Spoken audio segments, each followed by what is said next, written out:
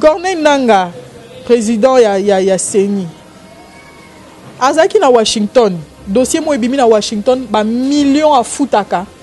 Na bureau moro pour faire accepter machine à voter na congrès et les cas partout ba accepter machine à voter na. Mais nous on était partis to kenenga personnellement na kenaki ti.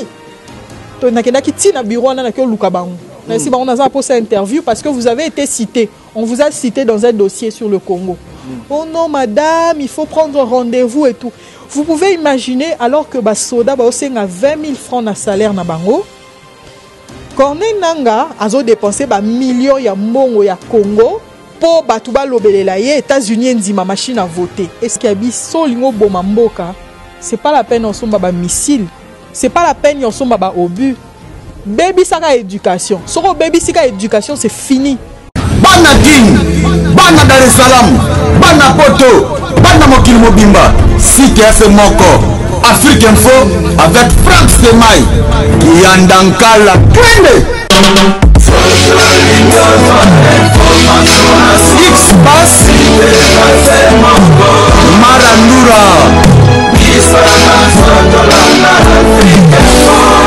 Franck Semaï. Yassika Eye na Kinshasa. Restaurant l'Orangerie. Restaurant l'Orangerie. Koutia Kusia Balala. Na spécialité na bango. Poulet au makala. Poulet au makala. Souka nelengi. Basuki wanate. Olingi kolia bio. Yakambangu na restaurant l'Orangerie. Na service na bango. Cuisine congolaise. Olingi kolia biloko mboka na yo. Nyonso ezali kote masanga kutu bosa na po nyonso ezali ata kutu masanga ya pompe bazo pompe pe ozomela ya malili otuninga adresse eza mosika te ya kaka na boulevard du 30 juin arrêt Vodacom mosika te na BCDC service ya kolobela te un personnel très qualifié et bon chaque samedi la musique douce du groupe Les Professionnels. Bienvenue et surtout bon appétit. Très heureux de vous avoir nombreux et connecté sur votre site www.africainfo.net. Très chers internautes, comme vous le savez, Africa Info, c'est un site qui vous livre les analyses des activités sur les enjeux de l'ère. Sur ce plateau, mesdames et messieurs, Christelle Vwanga, communément appelée l'Equipa Vita ou l'Equipa Vita de la presse, avec qui nous allons devoir échanger pendant 30 minutes. Aussi, elle va devoir nous donner le compte rendu de son tournée, bien sûr. Oyo auti kosala na mboka ya Donald Trump, donc azaki bongo na Los Angeles, atambolaki na ba mboka ebele. Déjà avant kende azaki na plateau na biso, aussi lokola elle est de retour, tokozala naye tozwa naye na plateau oyo po tomekamuke kozwa compte rendu ya masolo auti kosala kuna. Bonjour Christelle Vwanga. Bonjour again. Très heureux ya oyambo le soir. Merci ngape na za ya osepela po to bande lisolo ngwawa que na okende na kepe l'équipe bien na zongi susu, donc gloire à Dieu. Gloire à Dieu. Alors d'entrée de jeu na rolinga muke to banda na lisolo oyo po na zwaki vraiment ba réaction ya bato belé. Naibsi bango c'était un secret de polichinelle, c'est connu de tous que madame Christelle a engagé, mais baibsa kinga il faut ebima quand même na monoko na moko, je ne sais pas ce qui vie privée to kokako kotango mukie kaka.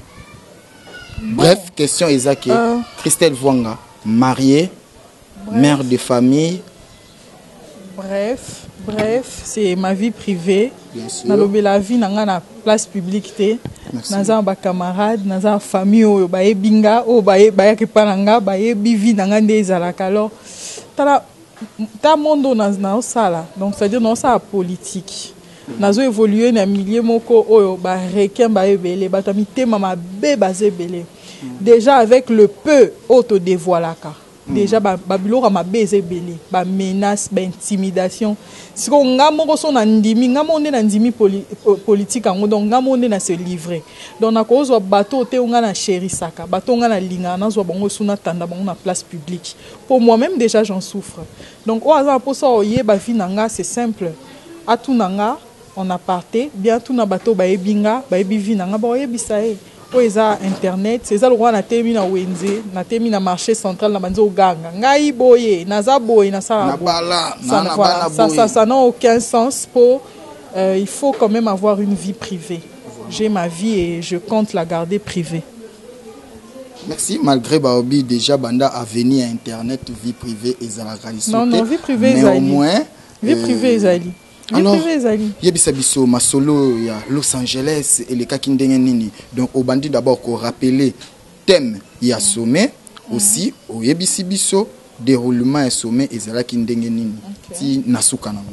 Bon, merci. Rigen Kane Toloba qui a émission passée avant qu'il y ait Los Angeles. Donc, c'est-à-dire, Ezalaki, activité moi qui organisée dans la communauté congolaise, il y a Los Angeles. Donc, par rapport à l'activité dans la salle humanitaire, notamment ONG Nabiso, Otobengango Wife, Otosunga Basi, Otozotonga école. Ton école pour basi ba ki ono bala mikia basi ba ki otanga ba yekola okoma ba yekola rozala batu na mboka oyo na mokili oyo. Alors bango na musika ba ingate, c'est-à-dire batalika na YouTube batali ba activité ne na salaka et tout babi non mais écoute biso a communauté tozo organiser elo mo boye eza soirée culturelle Caribou. Mais tolingi a néo topé sans moi connotation, c'est-à-dire les connotation patriotique, c'est-à-dire au-delà il y a ko sepela, au-delà il y a obina, il y a ko kanisa mboka, tout ça le lomo pour na mboka. Ya wana ba yisa ngai ba bi bon voilà. Na projet école aux autonga biso communauté il y a Los Angeles, tolingi to apporter quelque chose. Mais esenga ke yo moko yawa batu ba mona yo ou exposer projet total elo ni nous avons besoin et de quelle manière biso pe tokoki ko contribuer. Mais avant ça, je signale que nous allons déjà à Washington, nous allons déjà à New York pour le même projet et na exposé à Ngopé. Je tiens d'abord à saluer le président de la communauté Papa Eloge na New York, na saluer pe Kuna Kota Washington, Marius, GI, Mamlena, Marius Munga, Bangonyo Sokuna, Monsieur Jean Mayaka, Madame Mepa, Bangon Bayamba Ngakuna na Washington, na exposa bango projet et basunga kinde bakokaki. Et tout ezaki na Los Angeles. Donc tozaki na première soirée où ezaki organisé le 23 il y a mois passé, le 23 juin, où ezaki soirée mo culturelle, mais la culture wana siko tolobe la kisko projet. Pour anini il faut bana baki bana basi baki otanga. Pour nanini il faut topé sa bango occasion. Tant nazaki na Washington na début année na congrès américain par exemple bato na kuté ba okonza kuneza basi na kuté par exemple moi Simon wa botama na Côte d'Ivoire aza présidente ya bato nyonso ba out Afrique na congrès américain mobimba tant ba bengse Zuckerberg oya Facebook na congrès américain elle était là, elle avait un mot à dire. Parce que chance ni moi si on a vu les lois siéger na congrès américain, c'est simple. Elle a été instruite à Tanga, Batangi Sakie, malgré famille à Outaki, malgré Moussiko à Outaki. C'est-à-dire, il y a un biso na projet, na biso na wife, tolobi, moi si ayebi au Tangate, moi si ayebi au Komate, azal roi moi popi. Oui, moi popite. Au tombolé air au lingi, au déposé air au lingi, au kangeli atana, au enfermé atana placard. Jour moussous oye pour fongoli pour juillet. Biso tobi faut basi à Congo Batanga. 70% des femmes ne savent ni lire ni écrire. C'est horrible. Nous sommes en plein 21e siècle. C'est inacceptable. Il y a un abisso toba qui torozoa le devant. N'a pas ce exemple, moi imaginer. Allez-y. Allez-y. Modestement, son dans pour voyager dans voyage. Oui. Mais curieusement, j'arrive au beach. Na beach ngobila, na traversé na Congo Brazza va isinga moyena ki ezate. Tu sais pourquoi? Pourquoi? Loi Morebima, finion à moins de 30 ans à Coco voyager. Nabimi ça trouble na beach si bako tsenga na ni si bango jamais si bango je vais voyager. C'est quelle loi? Et tout ça c'est la femme. Et bah tu non so ya kuna so si bango c'est que bon tout tika na biso non, nulle part au monde ça se passe. Rien qu'au Congo. Ce qu'on ba bloko wana nyoso wana ya on biso to boya. Biso to ye, to bi moi si fois on a la place na e. La femme congolaise doit être au centre.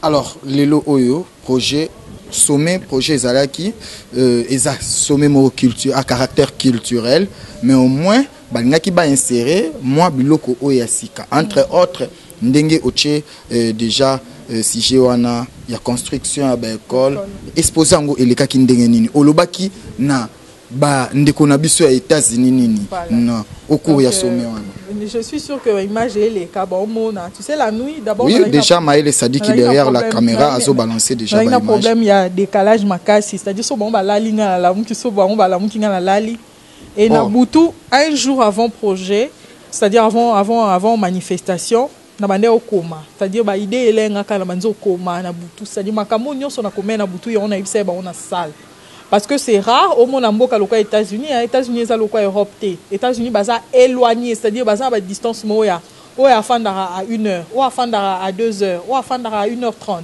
c'est-à-dire qu'on rassemble batu so ba okika Christelle Vwanga ozala babi ate tolinga ke mingi toya Christelle ozala tolinga ke mingi toya na transmettre bango message ya espoir pourquoi parce que même avant à chaque fois que je voyage so nangina zonga batu nango zonga po anini ozonga po anini Christelle tikala na yo ozonga po anini tikala non espoir wana eza que ngande ko na bino na yaka o memela bino basango bande ko na bino ba memeli bino ni na memeli bango ni na memeli bango sango pas biso to mona na Congo ba réalité c'est vrai peut-être bino bo sala musalamo na ba confrère mususu bo sala musama makasi ya ko faire vivre au quotidien makambo ele kanaki que bato poto bayeba bato États-Unis bayeba mais à côté de ça c'est loin de la réalité la souffrance est telle que tokoki so décrire en côté même pas par les images même pas par les vidéos même pas par rien c'est-à-dire nous souffrons et à chaque fois que je pars na meme la bande ko na ta situation soto vivre réussite ou salut na biso e uta na diaspora c'est clair. C'est clair. C'est clair. C'est clair. Et où t'en as parce que diaspora même dans le monde entier, que ce soit en Israël, bah juif, c'est la diaspora mtetombo là-bas. Oh biso pe. Bah tombo la biso. Netinga naïb sa bango nabi.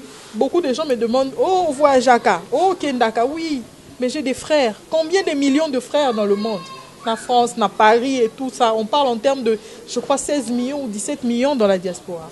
Donc si je voyage, c'est parce que ma frère nanga ba décidera. Na voyager na yo yoka makambo maloba na sala pont na makambo to vivre ah. Donc c'est un peu ça na passa qui message et ensuite na exposa qui projet surtout ezaki le 30 juin auto organisé qui sous deuxième rencontre na diaspora kanitka indépendance to sepela to kanisa Congo et tout et wana na sala moi synthèse na expliquer ki ba moi mukielo ba politicien ba expliquer ba ngote lelo bato belé ba omiganga opposant bistolini changement mais sans opposer bango question en réalité qu'est-ce qu'il faut changer ils vont te dire Kabila oui certes ils ont raison mais au-delà de ça les loba wana ba oganga so bazui pouvoir qu'est-ce qu'ils vont changer qu'est-ce qu'ils vont faire attends madame Vwanga alors au meka qui ko expliquer bandeko ya États-Unis makambo ba politicien bazo meka koloba na bangote. Alors, bandeko États-Unis, oui, bien sûr, mais Nathan ozo passé na Afrique Info, nabi ke bandeko ya Paris bazolanda. Bandeko ya Afrique du Sud bazolanda. Bandeko ya Angola bazolanda. Bandeko ya Asie bazolanda. Oh bazwa ki chance te ya Rolanda yo na congrès. Succinctement, oko brosser na micro na biso. Oyo oyebisaki bango bandeko ya États-Unis. Oh ba politicien nabiso ba meka ko ebisa bangote ba o bazolanda yo à travers Africa Info comme eza site eza chaîne c'est-à-dire eza support et information et permettre bango pe ba s'informer ba o baza na Europe o baza ki occasion landate bientôt dans la Suisse dans la Suisse dans la France dans la Belgique ba yoka makambo na za ngo loba ba yoka makambo na loba na États-Unis o no yo loba kuna parce que le débat au photo zala nango na minute show eza débat on a obenga ya ko inventer à venir il faut to inventer à venir et c'est le débat qui est absent na sphère politique na monde politique même na biso société civile tozo inventer à venir jusqu'à présent so tuni ata politicien moko bon OK yo siko yo dans le 100 jours dans les 10 jours OK ba pesi au pouvoir lelo tu fais quoi? Les fondamentaux. On commence par quoi? Par l'État. par la fonction publique, par la justice, par la jeunesse, par la femme, par les numériques. Tout ça, on commence par où? C'est ça le débat. Donc le débat n'est même pas que Joseph Kabila doit quitter le pouvoir, ou soit il faut qu'il y ait une nouvelle classe politique. Non, ce n'est pas ce que je veux dire. Tout ce que je veux dire, c'est ceci. On perd les temps de fois dans des futilités. Merci. Dans des futilités, on perd les temps. C'est-à-dire que mais entre-temps, je peut-être natanga mingi. Bien à opé côté mon boye. Natanga mingi, mabenanga na landa mingi ba émission politique ya bamboka mususu, mabenanga peut-être na s'inspira trop na ba homme na ba femme politique ya mboka mususu. Natala bango nde ba évoluaka et souci nanga ezali que demain si on va parler d'une nouvelle génération, d'une nouvelle classe politique, et quand je parle de la classe politique, je ne fais pas allusion à l'âge. Non, je ne fais pas allusion à l'âge. Je parle là des personnes qui sont épris de l'amour du Congo et qui veulent apporter un autre son de cloche, une autre vision du Congo. Rigen, toza musika ya grave. Et que bateau au lobby bozo ba commande ya mboka. Et ça bateau faut ba ça ba sacrifice. C'est vrai bozo ba homme providentialité, mais il faut ba ça ba sacrifice. Ba sacrifice ya liboso est passé par les institutions. C'est-à-dire faut pas comme un bateau ba lobby que non, tozo gérer parce que lobby ba oboya simanabi so lobby ba ya okutango. Nathalie Parlement, je crois si je me trompe, Parlement ya mboka mo ba député ba otso voter loi moro ba longola 20% na salaire na bango ba payer sa place mususu. O imaginer. C'est-à-dire faut to comme la degré wana. Na degré ya ko kanisa pour la baninga. C'est vrai que na loba ki to loba politique maka cité mais quand même donc il faut qu'on a loba. Corneille Nanga, président ya Seni. Azaki na Washington, dossier mo ebimi na Washington, ba millions à foutaka. Na bureau moro pour pas faire accepter machine à voter na congrès et les cas partout ba accepter machine à voter na. Mais nous on était parti to kenenga personnellement na kenaki ti. To na kenaki ti na bureau na ke lukabangu. Merci, on a posé une interview parce que vous avez été cité. On vous a cité dans un dossier sur le Congo. Oh non, madame, il faut prendre rendez-vous et tout. Vous pouvez imaginer, alors que Basoda a 20 000 francs de salaire na bango, Corneille Nanga a dépensé millions de mbongo ya Congo pour Batouba Lobelela ye États-Unis ndima machine à voter. Essayez d'imaginer. Et il était là à Washington avec sa machine à voter, à Voice of America, qui n'a pas confrère Nabiso Roger Muntu. Roger, je te salue. À l'équipe par Roger Muntu, Yewana, qui est pas bande qu'on a besoin de machine à voter na yazo. Donc c'est-à-dire, toza dimension on a été ya Muntu, on sentir que Muntu oyo amitiki a commis au réfléchir pour na mboka. Toza dimension on a été. Et ce sont ces genres de personnes au photo Tchalo Biba dirigé. Alors, Madame Christelle, c'est une bonne chose. Tu as une politique. Tous à la ya initiative aux Anango, donc au Kotombo la moisi, nakolo bango bongo. Alors, bozui ba conclusion nini, c'est-à-dire masolo linge banda. La fois passée le baki bo bandana na évité ceux qui na ko bengango cycle nini po toza na 3 cycles na primaire, oui, donc au bandana on a maternelle. Alors bientôt là, ba action ezo banda. Ou soit na ba image ba déclaration ya batunini o yebi to ko tika vraiment ezoatan la yomutu uzalaki kuna. Donc j'aurais préféré botika président en communauté, il y a Los Angeles ou Yamenga monsieur Martin et sa femme et ses enfants. Merci beaucoup pasteur Fabrice Keto et sa femme. Vous voyez, c'est la fin de l'événement. Ici nous avons le président de la communauté congolaise présent avec nous. Président. Oui. C'était un événement que vous avez aimé, j'ai suivi votre discours à l'intérieur. Que pensez-vous de Karimutu Congo? Karimutu Congo, c'est vraiment un événement qu'il faut supporter. Donc c'est la 2e édition. J'espère que la 3e édition sera encore mieux. En tout cas, c'est quelque chose qu'on doit aussi partager avec les autres États, comme j'ai dit tout à l'heure, parce que c'est tellement riche. Ça montre dans la diversité combien un pays peut être beau, peut être aussi intéressant. Ouais. Les intervenants, les 4 langues nationales, Chilubaki, Congo, Kiswahili et Lingala, comment vous avez apprécié? C'est l'intelligence en elle-même. Surtout quand on sait dire quelque chose dans les 4 langues, en tout cas, c'est vraiment l'intelligence. Ça, c'est vraiment très bien. Et surtout la dernière, vu que la personne qui est intervenue pour la dernière langue, le Lingala, est une personne qui nous vient du Congo, une journaliste et activiste. Je parle de Christelle Vwanga. Son intervention, l'explication et puis la langue Lingala, comment vous avez apprécié? D'abord, le Lingala, c'est la langue véhiculaire, la langue pilote du Congo. Donc c'est la langue de l'armée, la langue des musiciens, la langue du commerçant, la langue du Congolais. Donc, et c'est la langue que tout le monde reconnaît, le Congolais parle, tout le monde imite un peu le Lingala aujourd'hui dans la musique et ailleurs. On aimerait bien que tout le monde imite un jour le Lingala comme la langue de réussite, de développement, une langue qui fera une différence. Malheureusement aujourd'hui, donc c'est une langue qui est un peu délinquante, dans le sens où on l'utilise dans tout ce qui est négatif à l'image du Congo. Mais avec des organisations comme des événements comme Caribou du Congo, je pense que ça pourra apporter un plus et changer cette vision. Effectivement, c'est justement le côté positif de ce genre de manifestation où on essaye quand même de mettre en valeur nos cultures. On n'a pas l'occasion de tout le temps parler de ça parce qu'on vit dedans et on oublie un peu. Mais quand c'est si bien expliqué, on ne peut qu'applaudir et vraiment se sentir fier d'être Congolais. Merci beaucoup, Président. En tout cas, en train de partir. très bonne soirée. Donc surtout pour notre petite sœur, comme je dis, mais une grande dame que j'ai eu l'honneur de rencontrer. En tout cas, nous avons une autre manifestation avec elle le samedi prochain, le 30 juin. Notre façon à nous de célébrer notre indépendance, où on va quand même parler de problèmes sérieux donc, du Congo. En tout cas, je ne vais pas en dire plus, j'invite seulement tout le monde à venir découvrir cette fille qui va nous parler sous notre angle de notre pays, notre cher Congo. Merci beaucoup, Président. Merci, Tito. À très bientôt. Bonne route à vous. Merci.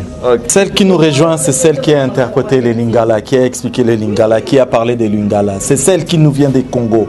Elle vient du Congo-Kinshasa. Elle a voyagé du Congo-Kinshasa. Le vol a pris vraiment 2 heures. Mais pour l'amour du Congo, pour l'amour de ses frères et sœurs qui vivent ici en Californie du Sud, elle nous a rejoints à cet événement Caribou du Congo. Elle n'est pas seulement une simple personne telle qu'elle est debout. En elle, il y a beaucoup de choses. Nous allons un tout petit peu découvrir. Bonsoir, madame. Bonsoir. Est-ce que je peux passer le micro sur vous? Je vous en prie. Voilà, allez-y. Comment allez-vous? Ça va bien et vous? Merci. Comment vous avez apprécié l'événement? D'abord, j'étais stupéfaite, c'est-à-dire j'étais étonnée. Je n'imaginais pas qu'il y aurait du monde comme ça, qu'il y aurait beaucoup de Congolais parce que je sais qu'ici il y a des variations de travail, certains travaillent la nuit, certains la journée et tout. Mais curieusement, j'ai vu des grandes dames, j'ai vu de grands messieurs, j'ai vu la jeunesse, j'ai vu les enfants. Bref, j'ai vu des Congolais amoureux de leur pays. Ils sont venus pour parler de la culture. Thierry Luzayamo, Gisèle Vwanga, Bayambenga Kuna, Papa Thomas, Jires, Bino Nyonso, merci na Bino, Oyo Kabango Loba. En tout cas, la communauté, c'était vraiment une joie. Batbaye qui est belé, Ngamon Ondi Mate, Batbaye, Baye pour Christelle Azar, donc c'est-à-dire Batbaye qui vraiment. Et déjà, moi, déjà dès demain, je descends sur place. Lobby déjà na Zamba, lobby déjà na Kiti déjà. Naba Congo précisément. Ouais, pour la construction Congo des central même. Na Congo central, construction de jeux Bandaki Kane na Lobaki, donc c'est-à-dire année auto Bandaka na ba classe maternelle. To Banda 3 classes, to 15 filles par classe. 15 petites filles. Na Lobaki to 15 na école. Yope makasi ya beaucoup plus na ba village, ba tebele ba kindamba moko degré élémentaire, première, deuxième.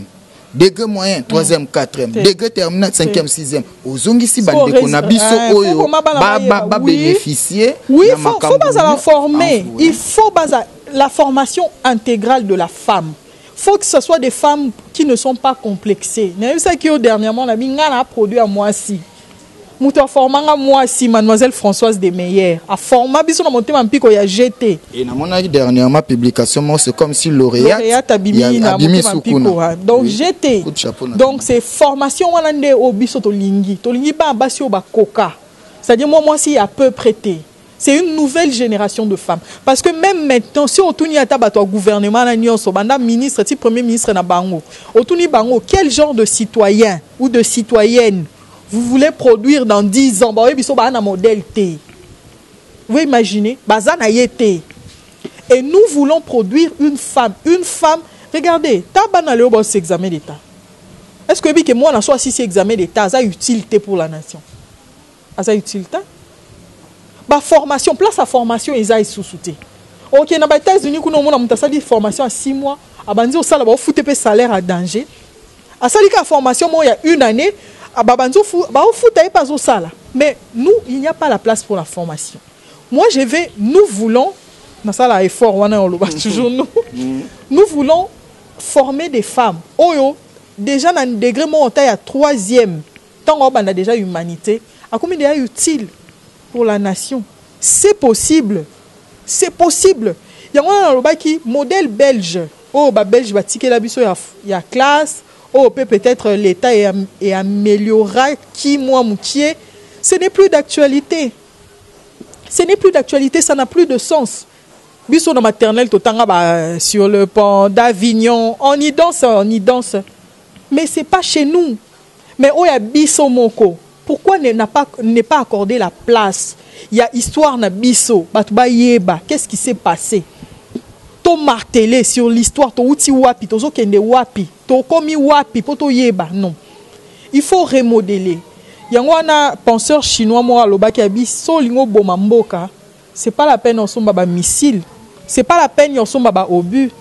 Baby saka éducation. Soro baby saka éducation, c'est fini. C'est tout l'État qui est par terre. Et l'État, à l'heure où nous parlons, l'État est par terre. Parce que la jeune fille congolaise est par terre. Le jeune homme est par terre. Au moment qui va faire examen d'État, balala e wapi, na babar, balamuki na tongo wapi, na babar, bilamba au katana. Et tout ça, et c'est comme ça, c'est le modèle du citoyen où à gérer Mboka lobby, c'est celui-là. Et à peine même, je ne vous parle pas de l'écriture. Je ne vous parle pas de la diction, de la langue. Peut-être français, la langue, mais c'est notre langue du travail. Le minimum, photoyer bango. Alors que bisoto comme bundato école anglais, na kenengana na kenda classe na école anglais, français ou eza élémentaire, toye banonte. Siko ba osala ndeni. Na administration, na fonction publique, ba osala ndeni. Voilà. Merci Madame Vanga. Alors projet ya maternelle, eza na durée déterminée te poto kende siko na cycle primaire. Bon, en tout cas, déjà, émission passée, Naibisakio, projet O, Nande Kendeli, Ezaka, grâce à Nzambi. Donc, c'est-à-dire, tant dans Zouaka Idewana, Ezaki année passée, tant Tokenda voyage, Tokenda, Naba Eliezer, Naba Daniel Safou, Naba Mike Mukeba, et Tozala, na Paris, année passée, déplace idée et langai. Nabi bon. Photo Kenda, photo ça l'école, moi, oh, toi, sûr que, sur le concret, dans le concret, nous investissons. Total non bana to mekano ozwana bana ba soda na ba camp bana ba policier na ba camp to keno na paroisse bana mo bayaka na ya basi bayaka pas monsieur l'abbé choix ya ba soldat kaka na ba policier parce qu'ils sont malheureux to zape na ba maman o ba botisaka na ba comment dirais-je na ba maternité o ya minene ba maman wana pe problème terrigen nous c'est que alors obiso to ça c'est que toi on a critères. Qu'est-ce qu'on a fait? On a donné 15 Tobi tozoba na 15 na ba camp, 15 tozoba na paroisse na ba église, 15 to annoncé na radio communautaire. Pour que neneti ba mboka o neti pembeni il y a 3 km to ko maté batine la biso bana. Et à l'heure où je vous parle déjà, toza déjà presque saturé. Toza déjà presque saturé. Et ce qui me fait mal dans tout ça, et ce qui me fait mal dans tout ça, Rigen, tu sais, c'est-à-dire quand tu as qui projet Tobi ton école, tu formé bana basi et tout. Na bosanaki que tu as un problème. Ba problème neti ya kolata. Neti bana na ba parents na mon babi et tout ça même son na bon hauteur son na mon uniforme. Donc ce bon tant que ça mobile no so so na mon uniforme. Vous imaginez. Mais Dieu est bon. Nzamba est matériel didactique. Rigen, je te dis quand j'avais commencé ces projets, ton abandonné projet au Batboy Sanga, ah yo lingo travailler na ba congolais, ah ba congolais simbate mais moi-même j'ai été étonné. Il y en a qui sont déjà bakanga biloko. Neti maman nanga à Londres, maman malou, et puis c'est dans des crayons de couleur. Nyon sort tout, déjà na kangi, et ça y a déjà. Moutoumsou aux États-Unis, koutou, aïe. On peut imaginer, jour il y a fundraising, c'est-à-dire jour tout ça, il y a collecte de fonds. Il y a Makambo École, président de la communauté a télémi à lobby. À quel moment on a moutoumou à étrangers, à américains. Et puis c'est que non, on a beaucoup de biso, tous on a sœur, on a biso moi aïe, toi on a projet école. Est-ce que quelqu'un est dété? Américain a ici à lobby abi. Nzamba ebi sa kingai déjà que okoya. Ko ebi sanga projet. Ba image ezali. Oya ko ebi sanga projet moko za nango mais falo ya avant mes problèmes ezate. Et c'est la plus grosse part.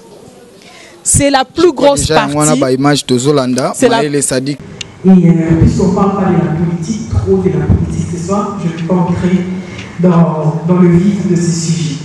Je parlais de la diaspora. C'est une force. Je ne parle pas de la force de Western Union. Je ne parle pas de la force de Manigram. Je parle de ces cerveaux qui apprennent ici et qui désormais reviendront au pays avec la matière grise, avec l'expérience, avec le savoir. Mais aussi, il y a une autre chose. Ce sont vos enfants. Vos enfants qui naissent ici, ce sont ceux-là qui vont nous sauver. Ils viendront avec un autre esprit de travail, mais un même amour pour le Congo. Et si je vois quelqu'un travailler comme les Américains, mais aimer le Congo, je ne sais pas quel résultat ça peut donner. Ça va nous aider un peu à entrer en contact avec des familles qui sont dans les besoins. Et je signale que ce projet, normalement, nous aurons dû le faire au Kassai. Avec tout ce qui s'est passé avec Kamwena Tsako et tout, on disait c'est une occasion d'aller faire quelque chose là-bas parce qu'il y a eu 459 écoles brûlées. Donc il n'y a presque plus d'écoles. Mais malheureusement, la région n'est pas démilitarisée. La sécurité pose problème. C'est comme ça que nous avons dit, nous allons commencer avec le projet pilote au Bas-Congo. Et si ce projet réussit, nous allons l'implanter partout sur la RDC. C'est comme ça que je suis venue vous voir. C'est comme ça que, il y a un temps, je ne passe même plus 3 jours au pays. Je suis en train de partir partout pour frapper les portes. Parce que nous devons envoyer ses enfants à l'école. S'il y a quelqu'un qui n'attend pas, c'est l'enfant. Un enfant n'attend pas. Comme une maman à Washington m'a dit, non, maman au pays, Koulouna, des voleurs et tout, la délinquance juvénile, etc. Mais quelle est notre part de responsabilité? Si nous pouvons aider, si nous pouvons contribuer, quelle est notre part? Voilà pourquoi vous voyez là, ça c'est la maquette.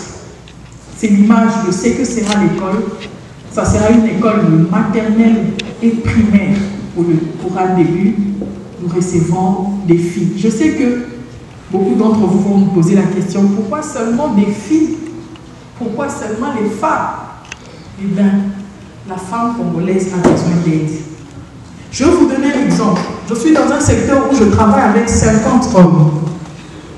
Je suis la seule femme dans les débats télévisés, dans les débats politiques. Et ça fait 1 mois que je ne suis pas au pays et il n'y a aucune femme qui est passée. Et ma présence est remarquable. Mon absence est remarquable. Imaginez que si j'avais 2 femmes qui pouvaient me seconder, qui pouvaient me remplacer pendant que je suis pas là. Mais je suis seule. Mais quelle est la beauté de ce que je fais si je suis seule? S'il n'y a pas des femmes qui peuvent m'aider, si ces hommes qui sont 50 et moi je suis seule se réunissent pour me faire tomber, c'est facile. C'est tellement facile. Mon désir à moi, c'est de créer une armée. Une armée de femmes capables de prendre des décisions. Moi-même, j'ai été formée par une femme, une Belge, mademoiselle Françoise Desmeyer, au lycée Montémar-Pico. J'ai été formée par elle. Cette femme nous a formés. Elle avait eu l'idée, elle a dit, je vais former une génération de filles. Elle nous a formés. Paix à son âme, elle est décédée. Et nous allons pérenniser cette formation en formant d'autres petites filles. Et à donner l'occasion à une fille qui va naître dans un camp militaire, qui n'a aucune chance, aucune opportunité d'apprendre à lire et à écrire, nous allons lui donner l'opportunité et l'occasion. Et vous savez, quand j'entreprends des projets comme ça, c'est très difficile pour moi par rapport à mes positions que je prends au pays. Et nous voulons essayer. Et une autre chose, j'allais ajouter, quand j'avais commencé ce projet, tout le monde me disait, ah, la Congolais, ah, on a même pas Congolais, on s'est allé au thé. Moi j'avais dit non, niet. Je vais commencer avec les Congolais. S'il y a d'autres qui vont nous rejoindre, pas de problème. Mais j'irai, je vais frapper les portes. Et les portes vont s'ouvrir. Et jusque-là, j'étais à Washington, j'étais à New York. Je peux vous dire que je suis moi-même étonnée. Peut-être Dieu nous réveille pour aimer encore le Congo, mais je suis vraiment étonnée. Partout les Congolais ne pensent qu'à une seule chose, leur pays. Et je pense quand même. Je suis dans le temps, je parle beaucoup, il faut me dire. Il faut m'arrêter. Président communautaire Lobabi a ébissé Nzamba ébissé déjà falloya. Donc au moins les projets au début nango eza Nzambe ndepezo kendele boeza Nzambe. Alors bosuka na Los Angeles té. Ya mi baleza ki wapi? Las Vegas. Kuna bosala ki na Vegas tong bayoki que nazaki na Los Angeles pour à 2h à 2h30 à 3h na route. Président communautaire habitenga ko ratete. Neni Christelle Azate, bon, le quoi jour n'a qui limité, n'a quand même faut na Kenya. Nena yo koma kuna à Las Vegas, président Emmanuel, papa Papitsa ça, maman Sifa na ki okuta maman Sifa kuna, maman Sifa pas ça la. Maman Sifa o wapi? Maman Sifa aza na ONG na mais aza plus basé na est. Vous comprenez ngate? Maman Sifa o wapi? Na comprendre. Car un nom isolé n'a pas de sens. Okay, un nom doit être composé. Maman Sifa à Los Angeles, il y a na ONG na asalara na aza plus basé na est. Donc il y a sunga ba femme violée, bana o ba uti na ba viol et tout, c'est une femme très dynamique. Maman Sifa son akutani ngasko et là comment ça la plaisir c'est que à chaque fois que non OK na contact na batu son akutani na basi o toi na vision mon corps. Je te dis, et puis ça a tellement essengo. Et à chaque jour, je me dis, mais non, mais toza quand même. Toza, au basio, tolinga, toza là quand même la différence. Mais le problème, c'est que toyeba na quitté, toza qui n'a réseauté. Et là, au moins, c'est que, fille moko, journaliste, moi, à la Voix de l'Amérique, ayambenga Nathalie Barge, ayambenga na émission na la Voix de l'Amérique. Depuis Tokabwana na Nathalie, Nathalie n'arrête pas de me connecter aux gens. C'est-à-dire, à chaque fois qu'elle reçoit une femme, qu'elle soit africaine, qu'elle soit européenne, américaine, on a évolué dans le même domaine que moi, au moins on a un message. Christelle, regarde cette femme et tout, tu dois la connaître, on est en contact. Elle fait ça toujours. Au moins benginga. Christelle, prends ce numéro, c'est une femme, bon ça la makamunenge moko, ça en contact naie et tout. Et elle m'a interpellée. Je me suis dit, mais il faut évoluer en réseau. Ce qui est en réseau, c'est faible parce qu'on évolue seul. Mais si on crée réseau moko, les femmes congolaises de l'Europe, de l'Asie, de l'Amérique, etc., de Kinshasa, de partout, même de l'Afrique, peut-être que ça va marcher. Et maman Sifa à Las Vegas, en soirée en février, oui, ça a vraiment la récolte de fonds, il y a Mounene pour l'école, avec la bénédiction de Papi Tsasae et de la communauté de Las Vegas. Merci beaucoup vraiment d'être organisé et nous sommes ouverts. On contribue au Salandé Nini. Est-ce que on prend nyonso oyo monioko sala pona bana Congo osali? Nyonso okoka sala pona bana Congo osali. Message ya Christelle Vwanga. Christelle Vwanga, transition na biso ndenge to bandi lisolo oyo boye projet ya élévation ya femme poto kota na politique na kolingana kotisango na question oyo. Christelle Vwanga totikali na 161 jours pour tokoma na ba élection ou soit pour na ba élection n'habité Vwanga candidat président de la République, Vwanga candidat député national, Vwanga candidat député provincial. possible, mais je ne me suis pas encore décidé. Député provincial, on a clos aujourd'hui, c'est pas évident. Mais jusque-là, je ne me suis pas encore décidé parce que au moins quand on s'est fait une image d'un Congo nouveau, pour la vie sur autoriska ba vie, autoriska pena ba vie, vie ezala sundenge mon côté. On imaginer tozo avion na délégation présidentielle, tozo avion depuis Kinshasa, ti San Francisco. Tokena na bango avion mon commun. Faut voir ne ba otalanga na avion. Ata bonjour te. Imaginez boza avion mobimba ba arabe, Émirats, ba arabe. Ozana frère na yo, non pas noir mais congolais. Qui noir. O boye bani na kisasa. Mais o boye o pesi ata mbote. Donc nazaki ngamu bon bazaki ebele. Donc si to komi na immigration en San Francisco, ba otalanga pena na songaliso. Donc on imagine ba vie, ba niveau ba risque auto. Tonzima pour nous défendre le pays. Et soy ezo kende la neti eza penza ozo kanisate eza pena moi passi. Eza pena passi parce que to banda boule pena que Congo est comme un Congo nouveau. Congo est changé, Congo est landa baninga nyonso. So moni ba mboka lelo le roi Tanzanie. Parmi les 10 pays ezo est comme plus riches d'Afrique, Tanzanie à côté de la RDC. Merci. Pakanda. Bon, Namukuse, toujours sur la lokoyo, pour Tokabwana Nayo. Déjà, actualité politique, nouvelle prise de position des LCC sur le processus électoral. Aussi, les reports de la visite en République démocratique du Congo du secrétaire général de l'ONU, Antonio Guterres. J'aimerais bien, mesdames et messieurs, Toyoka analyse Oyo. Christelle Vwanga Arosai Labiso.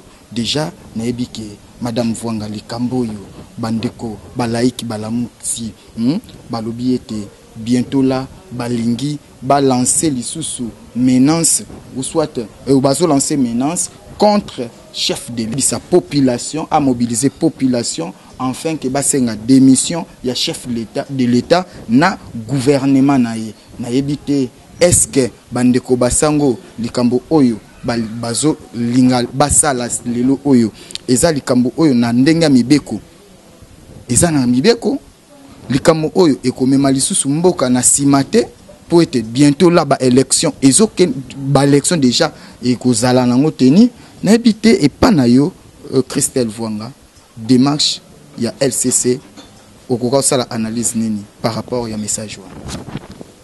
Bon, sur le plan analytique, je pense que Bazin a raison. Hein, oui. So Balingi va organiser pour même constitution et permettre au Moutounion soit à Moni que ça ne va pas que Makamoué qui est bien Tenamboka à la Mouka, à l'Oba, à la Moussabatu.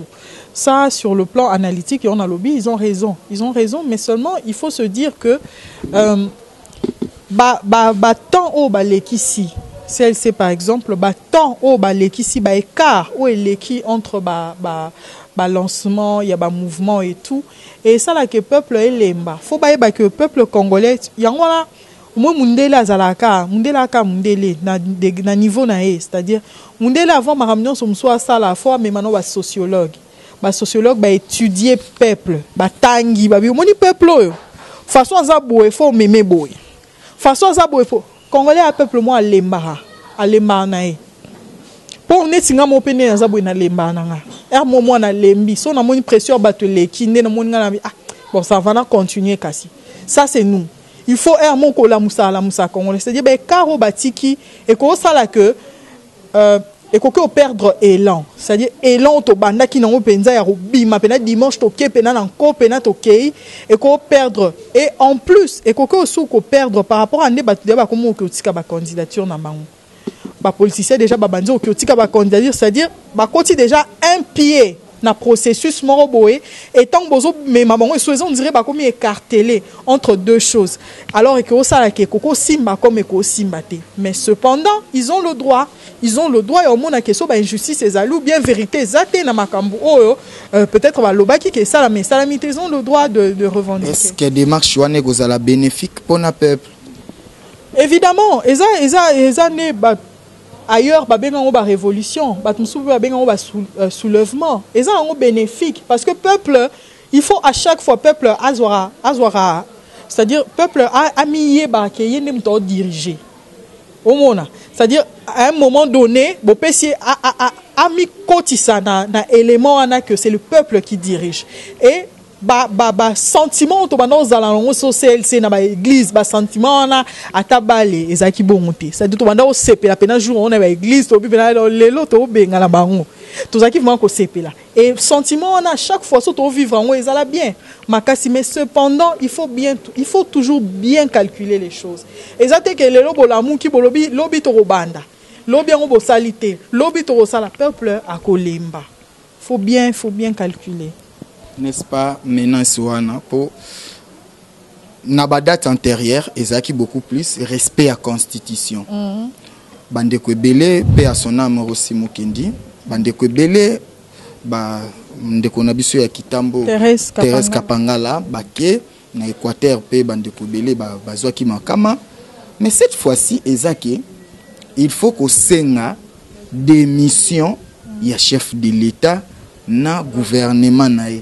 N'est-ce pas? Et oui, pour civilisation, nous sommes rappelés perte, il y a vie humaine, mais n'est-ce pas, cette fois-ci, et vous avez même la perte, il y a ma capacité. Bon, je pense pas dans le sens où, tu sais, dans le niveau Tokomilango, pour obtenir ce qu'on n'a jamais obtenu, il faut faire ce qu'on n'a jamais fait. Ça, c'est évident. C'est-à-dire que comme il a un niveau moko, oyo, talaka batu bafandi ba créer FCC. C'est-à-dire bafandi zano na bongama. Zano na bongama. Pour moi que la Kabylie eza venin, c'est-à-dire eza venin ya mabe. O que balingi même ata lelo ba bazate mais venin na bango et continuer ko nuire population. Vous imaginez. Tant lelo ko ba créer un seuil. Et les lots sont au tali même dans le dépôt de candidature. Au moment où les mêmes personnes se réunissent autour des 3, 4, 5 personnes. Et ce sont des personnes qui ont l'argent. En aucun moment, dès tout le monde en France, que non, élection, mais pour encourager les jeunes, moi, jeune, à moi 25 ans, on fout à $100, on place à $1000. Pour encourager les jeunes. Jeune, à moi 26 ans, il y a $200. Pour encourager. Mais ils s'en foutent de ça. Et ils s'en foutent pourquoi? Parce qu'ils veulent que, atayo jeune oye na ba idée asika, oza obligé, moza na mbongote, le roi babiso. Oana mbongote, oza l'obligé au fou kamela mouto déjà iba mbongo mboka. Vous comprenez? Et ane bongo. Et on remarque, ce sont les mêmes personnes. Kotoyo, FCC, Kotoyo, Batoyo, Kotoyo, Baoyo, Baoba na mbongo. Mais, au monake, la Kabylie, il y a un lobara. Tant que tu fandara, chaque jour, par exemple, sur un plateau à télé, tu peux savoir en matière. Tu peux savoir en matière. Chaque jour, tu peux savoir en kiosque. Tu peux savoir en matière. Tu peux savoir en matière. Oh, Mukeba lobby boy, Christelle a sali analyse boy. Ce qu'on tellement analyse, on est avant-gardiste. Tu peux savoir pour contrer, c'est exactement ça. Il y a un monde qui va créer et qui rit dans le FCC. Mais moi, je me demande, si vous avez l'intention de faire ou de créer un parti unique, pourquoi aller encore aux élections? Pourquoi aller aux élections? Et quand tu vois à l'intérieur des hommes comme Tchibala, il y a le biaza descendant, il y a Etienne Tshisekedi. Donc, ce qu'Etienne Tshisekedi a qui a signé FCC, Joseph Kabila comme autorité morale. Donc, au monde, c'est un fourre-tout, un conglomérat. C'est les gens qui se réunissent autour des intérêts, les élections. Et bien, si on a une plateforme, on a coquille aux oies. Si on a une plateforme, on est na kozwa. Mais bolingo ya idéologie, il y a parti na bino pour bon même. Est-ce qu'on est FCC? Parti na idéologie. Donc et y a bana souté. Idéologie finalement ils a ni idéologie comme ils ont comme Joseph Kabila, autorité morale. Candidat na biso ezalaye te o akopona biso ne ba papa mikolo ba mama mikolo, c'est-à-dire bozu maele na bino nyonso na obotanga na université na obo expérimental nyonso bozu botie na C Nicolas ba intérêt Nicolas ba poste o pona nga eza na peut na ça que na ça que to école na biso to en poste un bon gouvernement avec la volonté on peut faire des choses. Merci Christelle Vonga, nous sommes vraiment à la fin. Je ne sais pas si tu as un dernier message sujet au monsieur na rolinga ko aborder en côté parce que la télé c'est le temps, à la télé les temps sont pointus vraiment na rolinga. Au sa dernier message aussi ndenge zabongo na bi que à la prochaine to ko mekalisusu ko marteler ce projet oyo pour na ko sala éveil ya conscience ya ba femme aussi. Même mibali faut pas adhérer na projet pozo le président de la communauté à Los Angeles le présidente donc même mibali pe baza déjà na katia projet na mukuse dernier message Christelle Vwanga aussi na moni pe domaine ya kayo côté yango na ba merci pe Kayo ne seko naza no apprenti faut la kisangani ba bois karbato. Ah oui. Pour émission passée nazo ba o bois kingate o bossa ningai donc. Ah bon? Ouais, na bi naza apprenti de mama wa kayo. Donc na remercier vraiment, na remercier ba compatriotes, ba frères, ba sœurs nanga na monde mobimba. Merci de beaucoup croire na projet oyo. Malembe banda kiti lelo ekomi obota batu nenga émission passée mais riga na tie numéro noté numéro a oya ONG et tout donc j'espère que tie la bango ou bien communiquer bango pour na bato balingi ko sunga bana beaucoup que contacter biso et on va vous dire comment faire. Je vous remercie, na remercier vraiment bato à communauté à Los Angeles en tout cas na passé ces jours moko agréable, ma sœur Gisèle Vwanga, Laetitia Mbouina, papa et ma. Merci na bino en tout cas. Bozaki et belé, ces jours agréables vraiment à l'église, ces jours bien. La dernière fois na bossane au pesa mastananga Nina Mobula madame moi naza compatriote na biso mais à fanda na Washington à côté à Congrès américain à côté à Washington donc Nina madame merci beaucoup. Je pense à Perpétue Sorbière, ma grande sœur à Marseille. Bonjour à toi. En tout cas, donc merci beaucoup, merci à vous. En tout cas, j'insiste, ne te demande pas ce que ton pays peut faire pour toi, mais demande-toi plutôt qu'est-ce que tu peux faire pour ton pays.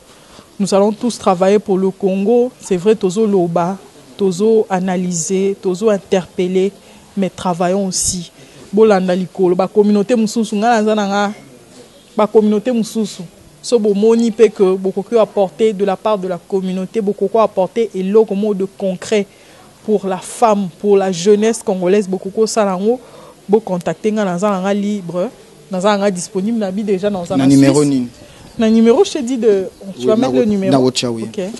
Nous en Suisse bientôt. Docteur Adonis Lesaka, merci pour l'invitation. Nous en Suisse bientôt et nous profitez de ça à tour na France, na Belgique et tout. Oui. Mesdames et messieurs, c'était bien la Christelle Vwanga, journaliste indépendante, qui était la nôtre sur ce plateau, avec qui nous avons eu à échanger pendant 35 minutes. Vous remarquez qu'à Kenabiso, vraiment une analyse moko simple, mais quand même éducative, et mais qui moukie, coupé ça, édifié, basi, bande komi bali, bana, qu'est-ce qu'il faut faire, hein? Ne te demande pas ce que ton pays pouvait faire pour toi, mais plutôt demande-toi qu'est-ce que tu peux faire pour ton pays. C'était bien ça, le dernier message de Christelle Vwanga. Si vous avez aimé cette émission, dites merci à Maëlle Sadiki qui était derrière la caméra, aussi à Château Kolo, sans oublier Gloria Olangi, l'américaine perdue au Congo, aussi à Franck Dissouka Stemai, les responsables de ce site. D'ici là, portez-vous bien et au revoir.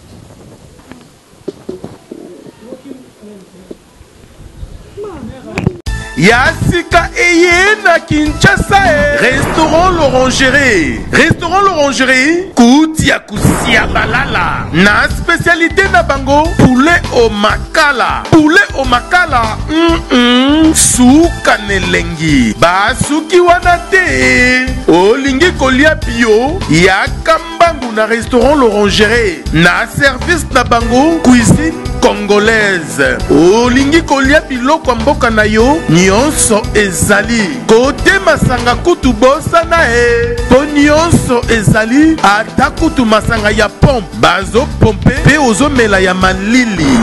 Otuninga adresse eza mosika te ya kaka na boulevard du 30 juin arrêt Vodacom mosika Catena BCDC. Service Yakolobela te, un personnel très qualifié. Et bon, chaque samedi, la musique douce du groupe Les Professionnels. Bienvenue et surtout bon appétit. Bana King, Bana Dar es Salaam, Bana Poto, Bana Mokil Mobimba, CTF Moko, Afrique Info avec Franck Semaï, Yandankala, Twende. X-Bass, Marandura.